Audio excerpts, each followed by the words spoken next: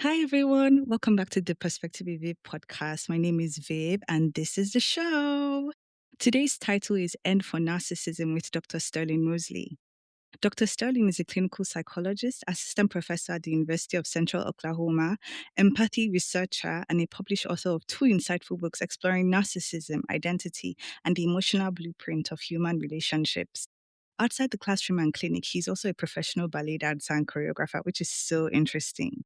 Known for his trailblazing work on empathy architects, Sterling bridges psychology, the enneagram, attachment theory, and the arts to help people understand the deeper mechanics of the self. Whether he's speaking, teaching, dancing, or writing, he's all about helping people navigate the tangled web between empathy and ego with both intellect and grace. Thank you, Dr. Sterling, for joining us. Hello. Yes, thank you for having me. I'm excited to be here. Me too. Let's dive right into the questions. But first of all, I should ask, how are you doing today? I'm doing well. I'm having it's a kind of warm here, but it's a nice sunny day, so I can't complain. So, how are you? Lovely. I'm fine, thank you. Just got back from work. It's a dark day. It was stormy. It was raining. Yes, but we're okay. Thank you. All right. So, my first question for you: people throw the word narcissist around so easily these days. From your lens, what is narcissism and what isn't? Good question. So, yes, narcissism is being thrown around everywhere, and it is important to distinguish what it is. So, at a basic level, I think narcissism is really a personality kind of overlay. And you can have different personality types that can be narcissistic, but for the most part, it's an overlay, someone that struggles with empathy. So, empathy deficits are one of the biggest signs of narcissism. Someone who is unable to empathize with others or unwilling to empathize with others often is the case with narcissists. They tend to have a pretty positive view of themselves. They think they're pretty great for the most part, even if they have a negative self view. It's I'm the worst person in the world or I'm the best person in the world, right? And they tend to have lots of difficulties with relationships. And so it's really, I view narcissism as kind of a relational disorder, if you will. And it definitely affects the narcissist themselves, but it tends to affect people in relationship with them more than the narcissist. So that at a sort of basic level, that's kind of how I would define narcissism. Thank you so much. I think that's a very good definition. I like that you said that it's a relationship disorder because they find it difficult to establish real relationships. Their relationships are based on what they can gain from each person and how it can favor them. And that's not the best way to go through life. Right, exactly. Yeah. Yeah, they view relationships as transactional. So what can you do Yes. for me? And that's where they tend to get themselves into trouble because they see people as objects for their own use to get them wherever they're going or get their needs met, and that tends to be a problem for Yeah, the other person. Yeah. definitely. So, where did your journey with narcissism begin that made you write two books on the topic? Good question. So I have some personal experience with narcissists. I have some narcissists in my family that I've dealt with. And I've also dealt with narcissists in professional settings and mentoring settings. And I've always been interested in personality and psychology in general, and always sort of, even as a young kid, was introspecting and thinking about my personality and my Mm, psychology. So I'm really interested in what makes people tick, right? What makes people do what they do. And when I was getting my master's degree in counseling, I kind of specialized in clinical personality disorders and whatnot, and then kind of that. And I've always studied the Enneagram, which is a system of 9 personality types. And so it just was sort of a natural progression eventually to where I thought, how can I kind of marry my love for personality typologies like the Enneagram and then clinical personality disorders like narcissism and marry those together. So that's where the books came from. The 27 subtypes of narcissism that I talk about in both books comes from that work. okay, thank you for sharing that with me. Can someone be labeled narcissistic and still be deeply empathetic in certain areas of life? So I would say narcissistic people do have a kind of empathy because they are able to read, they do know often what other people want or need, and this is how they're able to manipulate other people. Now, narcissism can also overlap with other neurodivergent conditions like autism or ADHD, or narcissists can have all of those things. So sometimes Mm, if those two things overlap, the person really can struggle with all kinds of empathy, particularly if they have a certain variant of autism where empathy is a struggle and they're narcissistic, then you're really going to get someone who doesn't really, not only are they not interested in empathizing, but they cognitively or neurocognitively struggle with it. But generally, narcissistic people do have a kind of radar for what people want and need, which is why they're able to flatter people. Love bombing is a term that people use a lot for people in romantic relationships, but can also come up in professional settings. And so they can use that ability to read others to get their needs met. And I think we all do that to a certain extent, but narcissists actually can be pretty good at it. The difference is that they expect empathy to be granted to them while they don't extend it to other people. And then I've also met narcissistic people who have what we call global empathy, meaning they can have a sort of theoretical empathy, like empathy for animals or starving people in general, right? But then they don't have the ability to empathize with someone right in front of them, a family member, child, spouse, partner, whatever. And that's where they kind of get themselves into trouble. So they can have sort of different kinds of empathy. And I see empathy on a spectrum. So you can either have very little empathy or you can have extreme empathy, what some people would call an empath, right? And narcissists tend to, no matter what kind of narcissist they are, they tend to have low average to low empathy in general, but they can have certain forms that can show up. Thank you for breaking that down. Honestly, it's really easy to understand when you break it down. But my main question now Yes. is, what role does trauma or unmet attachment needs play in the formation of narcissistic behaviors? Yeah. Trauma. So we know that trauma affects people in different ways. It affects the brain and it affects neurochemistry and all of those things. So I do think trauma can play a role in the formation of narcissistic strategies, narcissistic personality disorder. I have met narcissists and worked with narcissists who had a lot of trauma. And then I've met with narcissists who, I mean, everybody has some trauma in their lives. It's part of being a human, right? We all experience trauma. And then I've met other narcissists that didn't really have any that much significant trauma and had a pretty great upbringing or life. So they kind of just came out that way. We do know that narcissists tend to have it's there you have a greater likelihood of developing narcissistic traits if you have a parent or grandparent that exhibits narcissistic traits. You can kind of pick those up. There's a genetic component to it as well. So trauma can be a part of it. It certainly can exacerbate the extent to which someone is narcissistic. If someone has a lot of trauma growing up, then they will probably be more likely to develop their narcissism will be more pronounced. You'll be able to see it and a lot more than someone maybe who doesn't have as much trauma, or we might say that the person with trauma doesn't know how to mask their narcissism, whereas some Mm, narcissists do. So trauma definitely plays a role in how it shows up.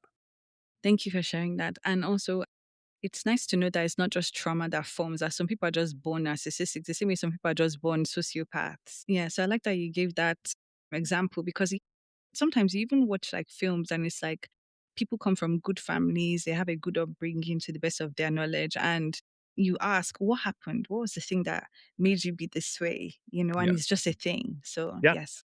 Yeah. Absolutely. How do you help someone differentiate between someone who's just emotionally immature versus someone with narcissistic traits or NPD?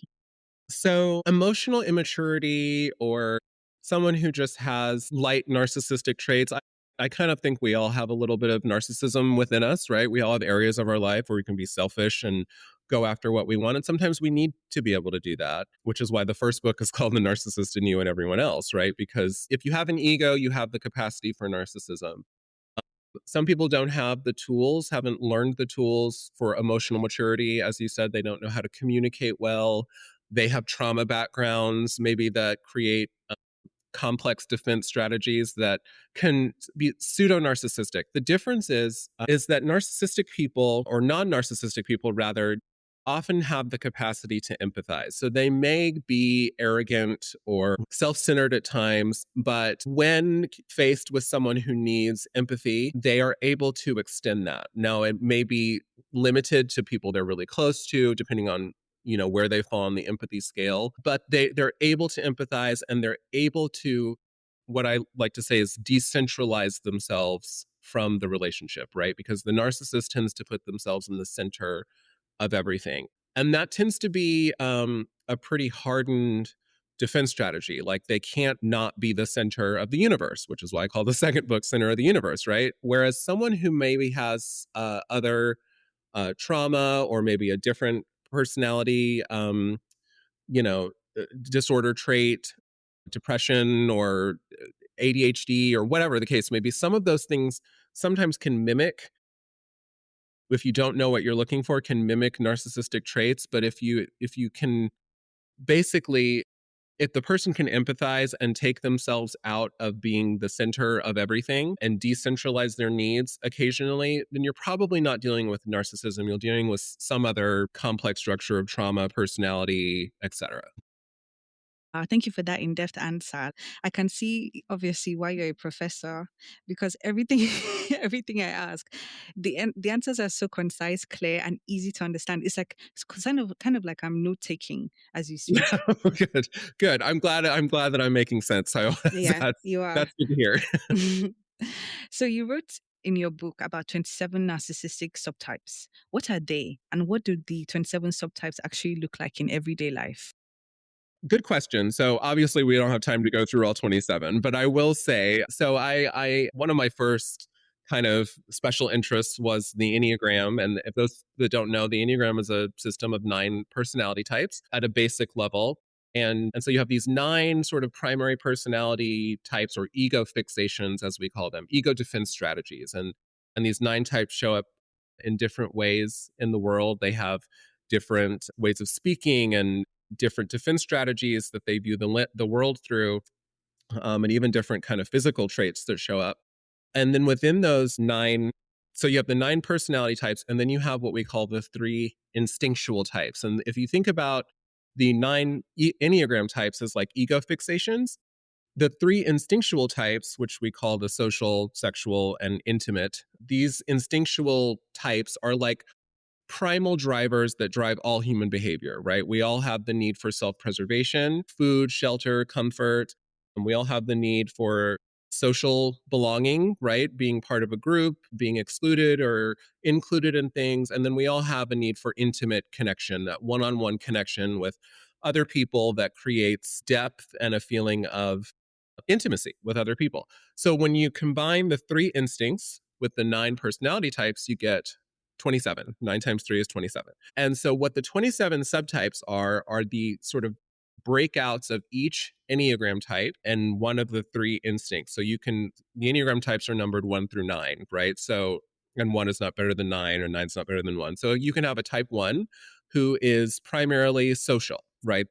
Social instinct is dominant. We all have all 3. And when you combine those 2 types, you get a particular flavor, what we call a subtype. And if you add narcissism to the mix, then you get a narcissistic subtype. So the 27 subtypes comes from my work with the Enneagram and my work with narcissism and bridging the two.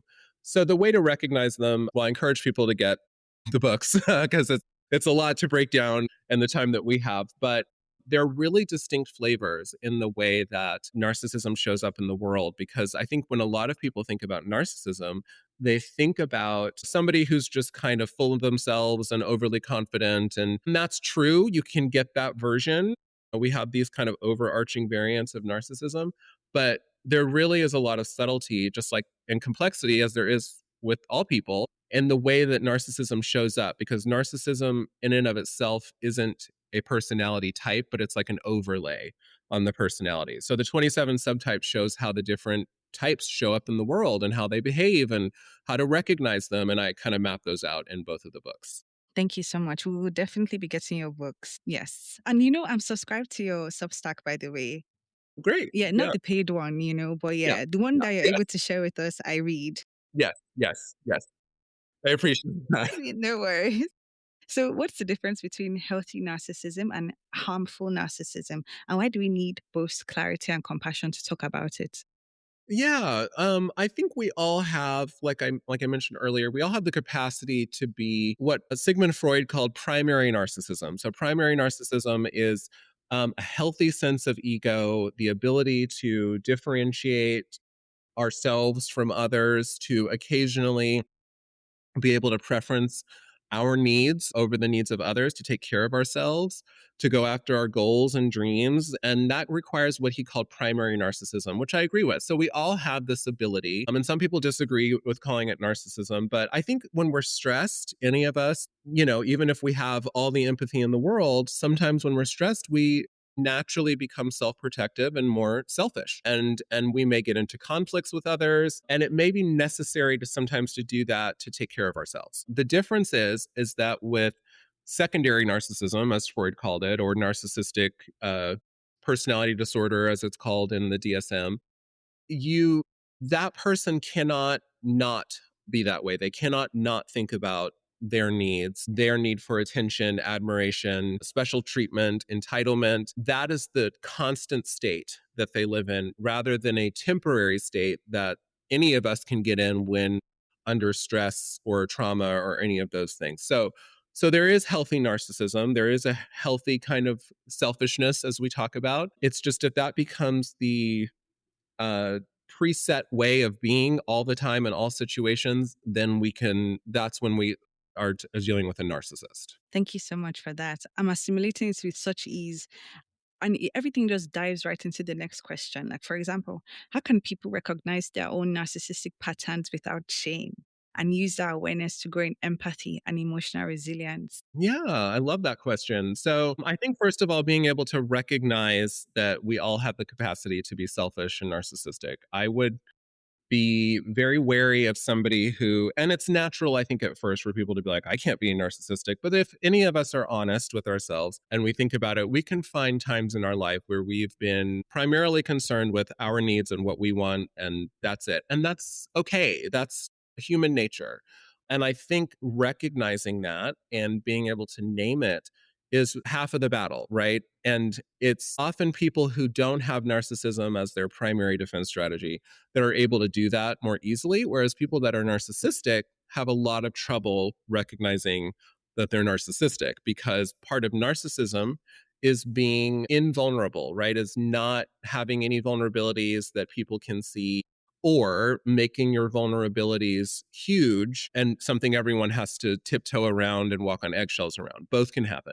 But the difference is that the narcissist often isn't able to do honest self-reflection, because narcissism as a kind of defense strategy prevents the person from introspecting in an honest way, because you can't have anything wrong with you, really. The problem is always out there, right? The problem is other people. It's what other people are or aren't doing to the narcissist, rather than potentially the narcissistic person contributing to their situation, whatever it is.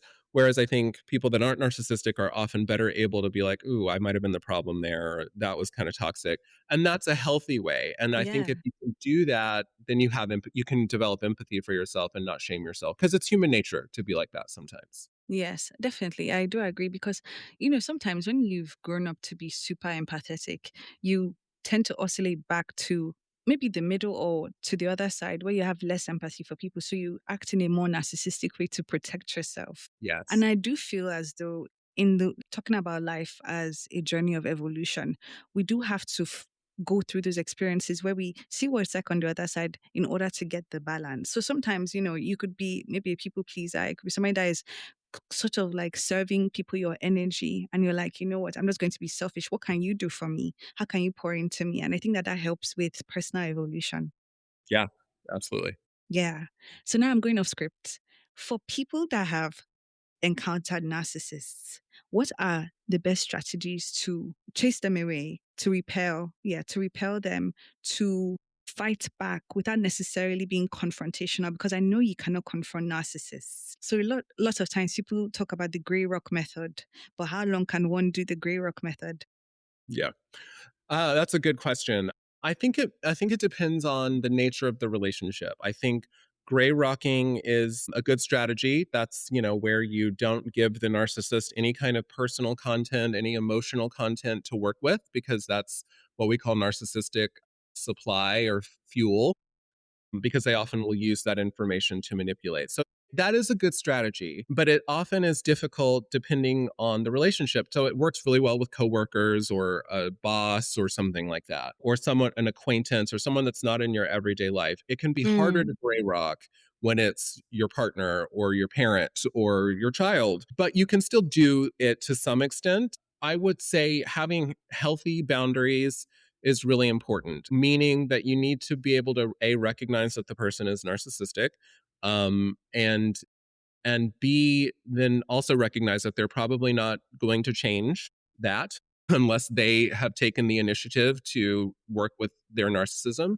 Yeah. Because a lot of people think, oh, they'll change it. Or if I tell them they're narcissistic all the time, then they'll realize it. And it never works. They always turn it around on you, and it just, you're going to drive yourself crazy. So don't try to tell the narcissist they're narcissistic. It doesn't ever really go that well. And they'll probably end up telling you you're narcissistic. And if you're not, then you'll start to spiral and think that something's wrong with you. So I think having healthy boundaries is really important. And also taking some of the strategies that they use with a grain of salt. I know they can be harmful, but when you kind of realize that what they're doing is a defense strategy and they don't really know how to do anything else, it helps you to develop empathy for the narcissist, which can be hard to do, especially if they're hurting you, but it also makes it less personal because what the narcissist is doing to you or anyone else isn't personal. It's just the way that they know how to deal with the world. And when you realize, okay, this isn't personal, this is literally all they know how to do, right? And it helps to sort of decentralize their importance in your life and also gives you more autonomy and power to act differently. So if you need to walk away, and yes, if they're being verbally abusive or something like that, you have every right to be like, don't talk to me like that. I'm not going to stand for this, and remove yourself from the situation if possible. But telling them that they're narcissistic doesn't ever really yield Yes. much. Thanks for that. And I know that narcissists, they try to talk you out of your boundaries. That's one of the key things that keeps them away from you because if you have boundaries, they throw a tantrum, they get upset.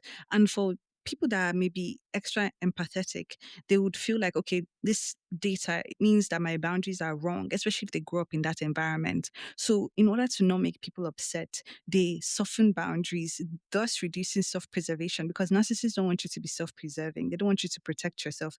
They need you open to attack you. Hence why you said, don't share your personal information, don't share emotional stuff with them, so they don't use it to manipulate, which is true. And so, one thing that I did learn was boundaries because, a lot of times people do act out when you are to yourself. Another thing that I did see was that, narcissistic supply, when you're pouring energy into a narcissist, just take it back and just see what happens. Like they Yes. fall apart, like, right? Do you have Yeah, any um stories about that in your personal life? I do. Yeah, narcissistic people, especially if you've been engaged in that loop with them, once you pull your energy back, they notice, right? Because previously they've been able to get a rise out of you, or that you've fawned and wanted to please them, and done all the things, right? And when you realize, okay, this isn't, especially when you realize they're narcissistic, and you start learning about it, um, and then you decide to gray rock, say, or you pull your energy back, they notice, and they will often turn up the volume on their traits, their narcissistic traits. I have a very close family member whom I did that with. It was actually during the process of writing my first book, Uh, and they act up. They do things to get under your skin, passive aggressive things, or they'll try and be really extra sweet to get you to open back up to them, which is a manipulation tactic, because they sense that you're pulling away and they sense that the influence that they had over you no longer works. But that's how you know that it's working, and you just kind of have to let that die down because they will then redirect their energy to someone else who will do engage in that dynamic with them. so true, so true. But would you say that some people may be confused because in everyday life, let's say we notice that we're giving so much energy to certain people, it could be friends, it could be family, and we just pull back. And then it's like they notice immediately, like there's just this second where it's like they feel like you've pulled away and they're calling and they're like, what's going on? How are you? How do people know? They can't just say, oh, that's a narcissist because I pulled Right, my energy, right. right? Yeah, no, it's not always I would say that often narcissistic people, now they can seem needy in that way, right? Where they're like, "Why aren't you telling me stuff?" But oftentimes narcissistic people guard the vulnerability. They don't wanna let you know that they are feeling vulnerable to having your energy pulled back. So they will try to get your attention in other ways to regain the control. Now, there are certain narcissistic subtypes that may use that tactic where they try to pull you back in by being needy or whatever. But for the most part, they don't like to show their vulnerability. Whereas someone with abandonment trauma or something like that may also notice that you've pulled your energy back, but that will create a fight, flight, or freeze response, which I guess we could say happens with a narcissist too. And their neediness may be really genuine, but you may still need to create the boundary, right? Maybe they are, there's still that need for emotional distance because that person is taking too much Yes. from you. So it can look similar, but I would say the narcissist tends to be a little bit more crafty about how they will gain power back in that Okay. dynamic. Okay. So I'm going to share a couple of theories that Sure. about narcissists, and then you could validate or invalidate them. This is from personal experience. The first one, you don't tell a narcissist the truth. Say more. In what way? They're doing something bad. Let's say, okay, family dynamic. This person is a narcissistic personality, but they're the ones that are kind of like the head honcho in the family. So everyone is their enabler. They wouldn't Yeah. label Yeah. them as a narcissist. You're the black sheep. The Hmm. narcissist does something violating to you in front of everyone. The unspoken rule in the family is that you don't say the things that have been done that bad to you. You don't say it out loud. But in that moment, you're an adult and you saw that something is wrong and you saw that it was violating and you crossed a boundary and you address it, right or wrong.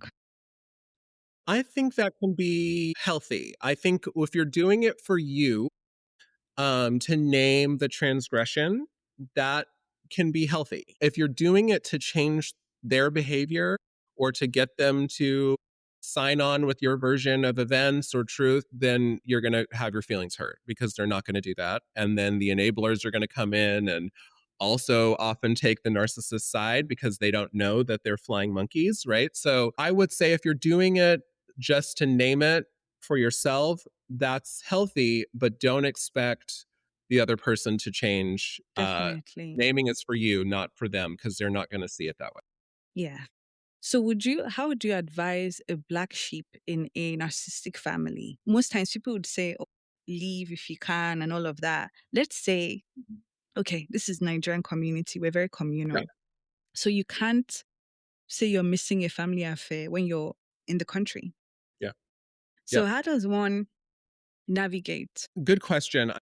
I in my family system was I would not the black sheep, but I'm the truth teller, which often does make you the black sheep, right? So I was the one that would call out things that were wrong or behaviors that were unacceptable. I would say that it depends on the family system. In a communal kind of cultural environment, like in Nigerian culture and other cultures that are more communal, it's a challenge because being part of the family and engaging in family gatherings is the culture, right? I would say you have to weigh your desire to be able to live through the event, whatever the thing is that you're going to or participating in, because sometimes the black sheep or the truth teller in a family system ends up expending a lot of energy trying to tell the truth about what's going on. And you're often fighting a losing battle in a family system that wants to maintain the status quo. And I know this from experience, right? They don't want you to disrupt, whatever's going on. They will excuse the narcissistic behaviors. They will try to gaslight you out of your truth or the truth that is there. And there comes a point where you have to say, am I naming this for me or am I doing this to try to change the family system? Now, it's fine if you want to try to change the family system, just know that that's often an uphill battle, right? Because you're dealing with generations of Yeah, whatever is going on. And so there comes a point where you have to take care of yourself and just decide, you know what, I'm going to go to this family thing and they're going to do their thing. And then I'm going to remove myself as soon as I can. If someone crosses a boundary um, in that setting, then speak up, absolutely, and hold your boundary. But going in there guns blazing, trying to prevent the family system from doing what the family system does, it's an uphill battle and it often takes more of a toll on the truth teller or the black sheep than it does on the family system. It doesn't mean mm, it can't work. I've, from experience, I often ended up more upset than the people I was trying to call out did. fair enough. Yeah. Another one I would like to share with you is give the narcissist what they want and they will leave you alone. No. I think that's a slippery slope. Now, I would say if you're just not giving them what they want because they're a narcissist and you don't want to give them what they want, you're not going to do anything they say anymore. If it's a reasonable request or something reasonable that would help them or you or whatever, that's a little immature. And I think you're going to end up in a conflictual situation. But for the most part, the more you give them what they want, especially at your expense or the expense of someone else, you're training them and teaching them that you're going to do whatever they want, which is, of course, what they want. But it's not a good setup for the rest of the relationship because then that's the expectation. And then if you ever do decide to change it, there's going to be, hell to pay, right? Whenever you've decided to set a boundary. And that's actually the place most people end up with narcissists, you know? Mhm. Yeah. They get to a point where they realize that, oh, if I most times, and the reason why I'm sharing this is because when you grow up in a narcissistic environment, these are the truths that run through your mind, or these are the facts that run through your mind. I can't say no. I can't set a boundary. So what you find is that you're in situations where you're giving because you think, okay, if I let this person have their way, then they'll leave me alone. Or if I let this slide, then it will stop. Or something along those lines. Or maybe they'll realize that they're doing something wrong and then things will change. Never. So then you get to the point where you've been used and extracted from for so long and so much that you're like, I can't do this anymore. I'm actually going to die. And this person actually wants me dead. Then you set that boundary and my goodness, the way they fall apart because you've been a supply, it is so crazy. But I think it's really important for people to know that those things that they grow up with, thinking, oh, give in, don't set a boundary because they'll get upset. A lot of people are afraid of a narcissist reaction because obviously narcissistic injury, their ego death, all of that. Can you just talk a bit about that? Yeah. I think that yes, there is a point for most people in narcissistic relational dynamics where you often realize, whether you call it narcissism or not, where you realize this person is going to take and take and take until there's nothing left. And then the natural reaction is then to set the firm, hard boundary, and then nothing they ask for you do, which is a phase. That's a part of the process. And people often just have to go through that, but not avoiding the boundary setting, which depending on your personality style, some people hate conflict and they just want to, go along to get along, but there's a cost for that, right? And often the cost is physical. It's very common for people in narcissistic dynamics to get sick. I've seen lots of people who have gotten everything from, autoimmune diseases to cancer, right? Depending on how long and how bad the situation is, because they're swallowing everything that narcissistic person is doing. And so you're basically sacrificing yourself at the altar of the narcissist's ego. And so there has to become a point where you choose yourself and your health and your well-being, and their reaction is their reaction, and they may rage out and they may, especially if you try to cut off, they may launch a smear campaign and turn all everyone against you. And if you have a support system, even if it's one or two people, you can weather that storm because eventually they will get tired of it if they're not getting anything from it and move on. But it's a real concern that people experience. And if you're a conflict averse, especially with a narcissist who can be, really mean or hateful or vindictive, I understand that. But then think about the long-term cost of continuing to enable Yeah. the behavior. So true. So true. So in summary, strategies that we can strategies that we can use to repel a narcissist. We could start small with Grey Rock method. Hard boundaries, soft boundaries are important. Saying no, drawing lines, not giving in, saying your truth. I think all of those Yeah, things are very yeah, that's a important. So great thank you for summary. sharing that. Yeah, thank you. All right. So let's talk about empathy architects. Who are they and how do they show up in the world?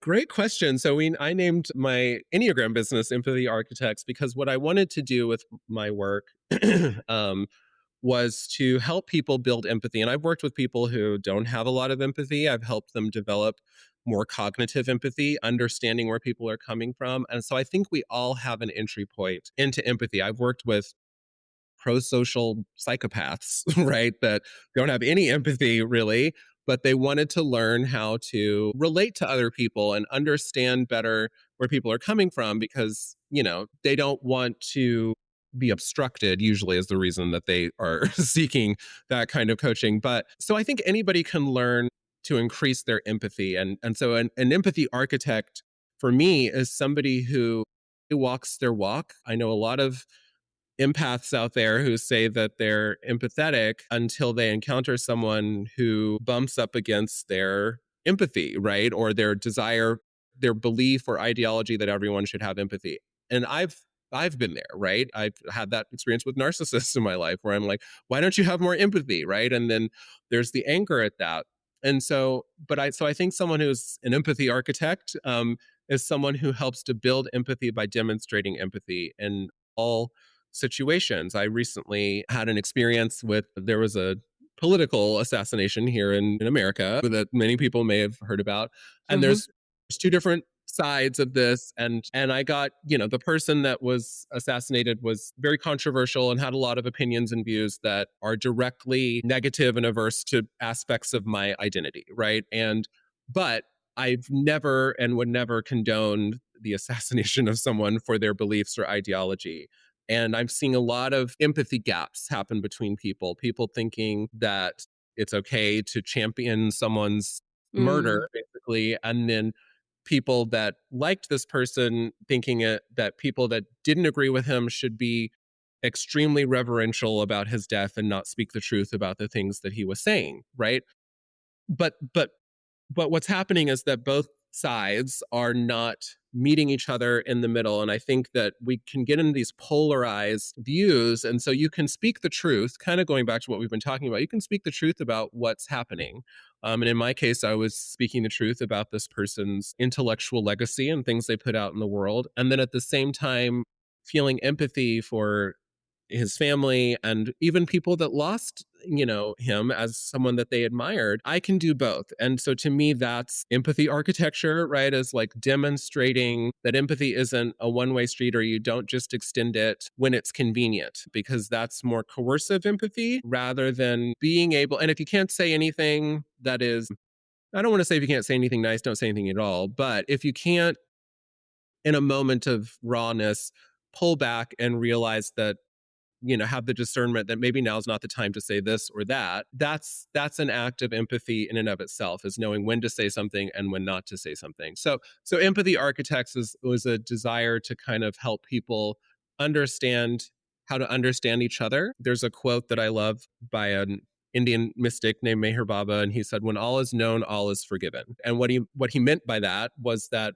when we understand why people are doing what they're doing, it makes it, you realize almost nothing that anyone does is personal because they're coming from their own programming and defense strategies. And so what they do, even if it seems extremely personal and hurtful, is coming from their own Mm. perspective, view, and defense strategies of the world. And so anyway, that's kind of how I think about empathy architects. Thank you so much. So when you work with clients, is there a structure that you use, especially if you're working with somebody like that has like a sociopath that has little empathy? Please run me through it. Well, so first I like to identify their personality structure, and I have a process for the Enneagram. It's called the Deep Inquiry Method that I learned from my mentor. And what it's designed to do is to get to people's core fears. And you do that by sort of these questions that you give people that helps them drill down into um, what's the fear motivating the defense strategies, because we develop defenses based on fears that we have, and of course we often don't recognize that that's what's going on. So I first try to identify what's the core strategy or set of strategies that's working here, which helps me to know how to language my work with the person, because each type has a different language strategies, interpersonal strategies that work and some that don't. And you have to kind of know what someone's kind of personality type is to be able to work with them effectively. So I do that first. And then we get into, in the sense of the person who is a psychopath that I've worked with before, it was a matter of extending him empathy because he knows that people are, scared of people like him, right? He's never broken any laws and he's not killed anyone or anything like that, but he has been diagnosed with a significant degree of psychopathy, right? And what I found with that person is that once he didn't feel like I was judging him for the ways that he views relationships or his transactional nature, it created an opening for us to work together. It created a shared language because when there's judgment in the space or fear in the space, it gets in the way of being able to work with someone because again, you have to be able to extend empathy to expect for empathy to grow. And over time, this person started to ask questions about, well, how do I develop, more empathy for my spouse or I don't want to hurt my child, by being too harsh and what can I do? And slowly it opened the door. So I think knowing what you're dealing with is the diagnostic part of it. And then just talking to people on a human level and empathizing with them is the other way Wow. that I work. Thank you so much for breaking that down. I think that sounds remarkable because you are right that certain demographics of people with certain personality subtypes haven't necessarily received empathy enough to be seen. So you being able to see them and speak to them from that place can definitely cause changes. I like that. It sounds like such an organic technique or the way you work with your clients. I like that a lot. Thank you for sharing that. Now, the next section is called emotional period. No, no, no. I have to get this right. Now, the next session. Now, the next section is called Emotional Pirouettes, the Ooh, artistic okay. mind. How did your journey with ballet come to be and how do you balance both? Really good question. So I found ballet pretty late in life. I just turned 43. I started dancing when I was 31. And found out I had an aptitude for it, became obsessed with it because I uh, tend to have pretty strong special interests. I'm on the spectrum of autism, so I get really obsessed with whatever I'm obsessed with. And I just something clicked when I went to a ballet performance with my grandparents, and I just thought, I want to do that. And so I started taking classes, and I had an aptitude, and I had teachers, luckily, that recognized that and progressed pretty quickly. And so then I started doing little one off performances, and I decided, because it was a little late in my life to have a full professional career, I was like, how can I leverage this, right? So I started my own company, a ballet company that I have here in Norman, Oklahoma, where I live. And we perform in the summers and I choreograph. And then I have a small performance group that's an adult ballet collective where I sometimes still perform. And so that's how it started. And I was a really late start, but it's something that I really love. Gosh, thank you so much for sharing that with me. I love ballet. I also took ballet as a child. I think from like 5 or from 7 to 10. Then again, as an adult in my, it's like 23. Oh my goodness. It's one of the most beautiful, like, forms of art. I had a ballet recital and I remember we danced Swan Lake and and the Swan Lake was so beautiful. The outfits were amazing. And yes, I'm so happy that you're able to balance both because when I saw that you did ballet, I was like, oh, this is so like me. Like, you have this profession, you're a professor, amongst other things. And then you also have a ballet company and you also perform. And that is just a beautiful balance. Like, you're working all through the year, but the summers are for ballet, the summers are for Yeah. dance. Yes. I love Yes. that. So, how did your training in ballet influence your understanding of empathy, body awareness, and emotional nuance? Really good question. Thank you. I would say, there were things with ballet for me, I had to really the empathy piece, I had to develop empathy for myself because I'm somebody that wants to, I guess I'm a bit of a perfectionist. So then when I couldn't perfectly do everything that I saw other people doing, and that was a challenge for me early on. And I think especially as for adult dancers that start late, there's certain aspects of dance that you get more quickly than children. And then there's the fear aspect that children don't have as much, right? Because they'll just try stuff, right? But as an adult, you think, I don't want to look stupid. I don't want to hurt myself. And so I had to really overcome my own kind of barriers. And then it kind of ties into, how I was recently diagnosed with autism and I of course, I've kind of known my whole life, but in retrospect, I was able to look back and see that some of the struggles that I had probably were due to that because of different issues with switching sides. You have to do everything on the left and the right and reversing things. And sometimes my brain just wouldn't Mm, do it in the same way. And so I had to learn how to develop a lot of compassion for myself and patience for myself. And also, I went through a period early on. Uh, Once I was kind of good enough, I felt like where I had to mourn the loss of not having had a full professional career because I thought, well, if I had started this when I was 7 or 8, I mean, I've always liked dancing and dance, but nothing formal. If I had started this earlier, what could I have been? Right. So I had to kind of mourn the loss of that.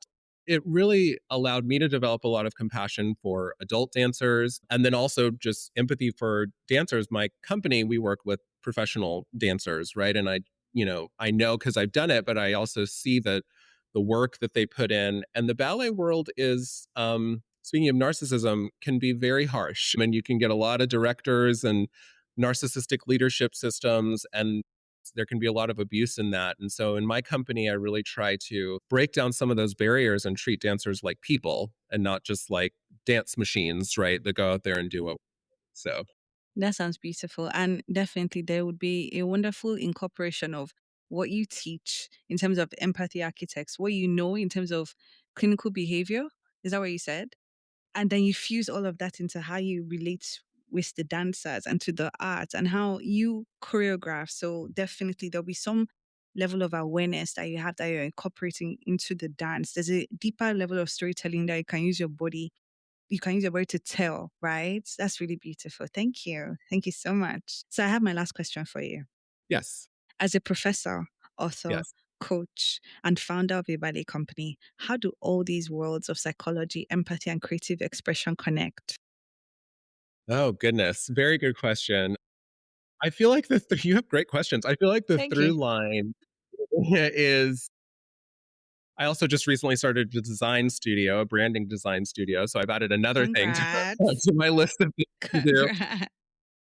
I think creativity is the through line through all the things. I've always been a creative person and an artistic person and an expressive person. So, and I try to be authentic in everything that I do and tell the truth, whatever that is, the creative truth, the clinical truth, whatever it is.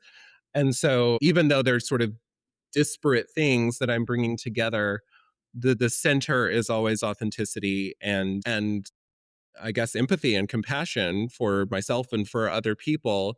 And that informs how I relate to people because all of those things are, I deal with people, right? And most of the things all of us do in the world, we deal with people. So, but yeah, I think the through line is the creativity and the empathy, and it, even though they seem like vastly different things, it helps to connect everything for me. Thank you so much for sharing. This has been a wonderful interview. Oh my gosh, I had so much fun. I learned so much. And I love that we got to talk about ballet and creativity.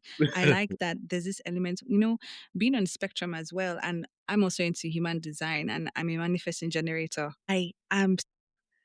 Yeah, I love that. Okay, so there's just this need to do so many things, to express through so many ways. So hearing another person express that to me about what they're doing just fuels me and motivates me. And I'm pretty sure my listeners feel the same way. Thank you for the lecture on narcissism. Yes. Yes. Yeah. You're We welcome. took notes. We took notes. We learned a lot.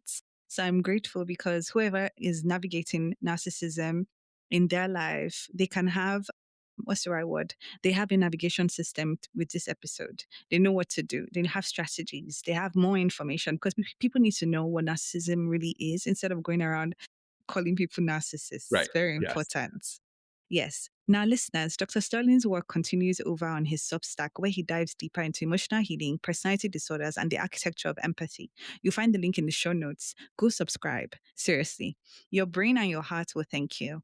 If this episode gave you something to reflect on, send it to a friend, drop us a review, or tag us with your favorite moment. Until next time, stay self aware, stay soft, and remember, you are not your survival pattern. You are capable of building something better and incorporating empathy into your life. Thank you. Yes. Thank you. You're welcome.